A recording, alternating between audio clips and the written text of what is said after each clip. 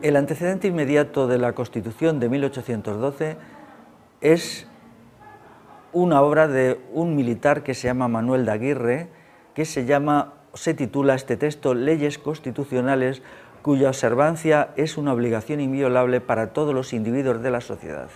Es un texto de 1786. Quiero que se quede en la memoria que este hombre era un militar, no recuerdo bien, creo que era un coronel, y él hace un texto. Esto es muy importante porque indica la función decisiva que va a desempeñar el ejército en los cambios de la época. Luego lo veremos. Es interesante el año 1786 porque esto es anterior a la Constitución francesa, indica que aquí había una actitud de transformación integral. Si no se comprende o no se quiere comprender la función del ejército en los cambios, no se entiende nada. Esto, claro, como el ejército, según el pensamiento correcto, políticamente correcto, tiene que estar en los cuarteles y no inmiscuirse en política, pues toda la historiografía sobre el siglo XIX hace lo que puede por minimizar las intervenciones de los generales de la época, los que se llama espadones, ¿no?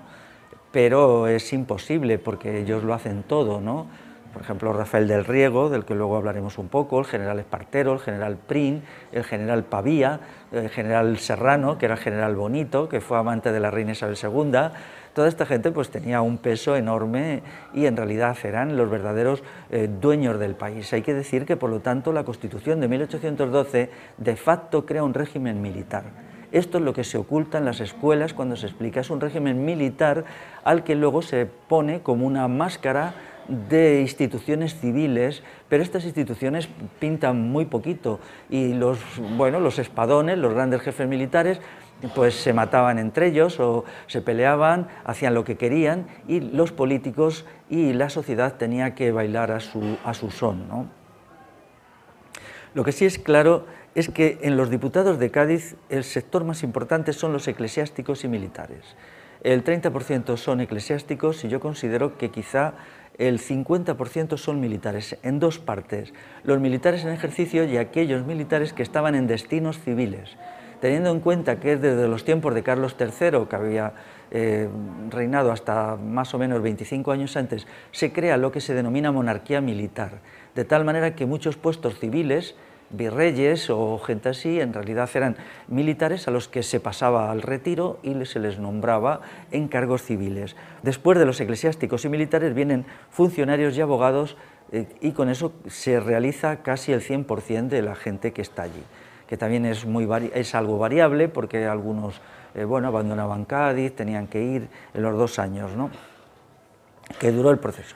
Quien está ausente es el pueblo no participa.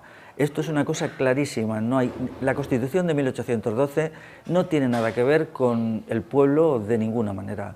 O sea, es más, luego veremos cómo el pueblo, cuando se realmente intenta aplicar a partir de 1820, lo que hace es responder con una guerra civil permanente, pero ya en su elaboración y promulgación el pueblo no está. Por lo tanto, nos encontramos que es un acontecimiento histórico en que el pueblo es objeto y no sujeto. Es más, dará lugar a un régimen en el que las clases populares no tienen ninguna presencia, puesto que los varones no tienen derecho de voto, el sufragio universal no se concede hasta 1890 y las mujeres no se concede hasta 1931. Por supuesto, yo entiendo que no es una participación real en la emisión de voto, sino solo formal y ficticia, pero ni siquiera eso.